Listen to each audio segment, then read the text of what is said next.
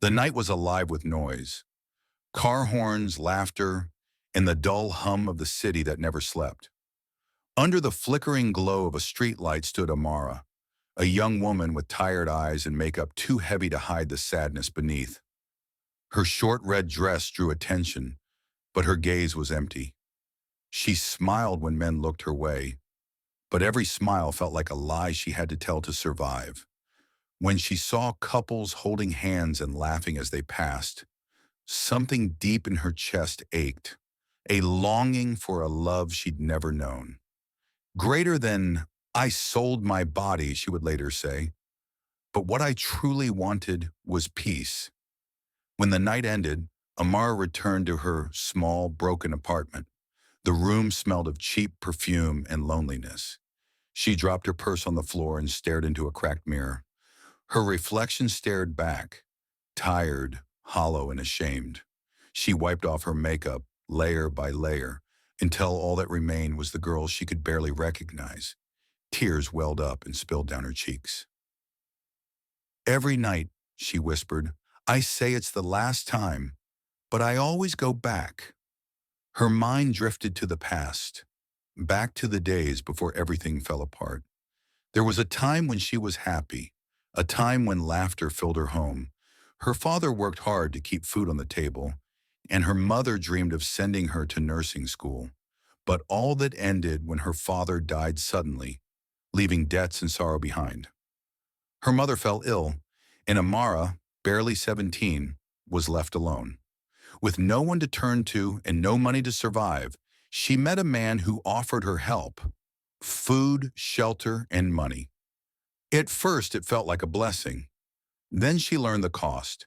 The night she sold herself for the first time, she cried until morning.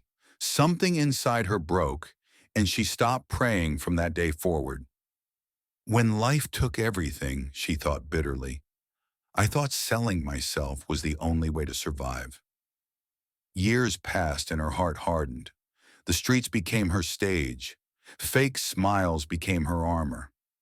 Then one night, something unexpected happened. As she stood at her usual corner, a middle-aged woman stopped and smiled at her. Not the kind of smile men gave her, but one filled with warmth. The woman handed her a small folded pamphlet and said softly, "Jesus still saves." Amara took it, mostly to get the woman to leave, but the smile lingered in her mind long after she walked away. Later, back in her apartment, she pulled out the pamphlet and stared at the words.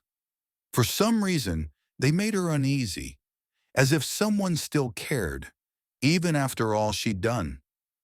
A few days later, she saw the same woman again. This time, the woman greeted her by name and invited her to church. Amara laughed nervously. Church? Me? They'd never want me there. But something about the woman's gentle voice made her pause. That Sunday, curiosity led her to stand outside a small church. She hesitated at the door, hearing the faint sound of worship from within. Her heart pounded. Shame wrapped around her like chains. She turned to walk away, but then the music grew louder. The lyrics spoke of grace and forgiveness, words she hadn't heard in years. Her eyes filled with tears. Slowly, she stepped inside. She sat at the back, hoping no one would notice her. The pastor spoke about God's mercy, how no one is too lost, too broken, or too far gone. Each word hit her like a wave.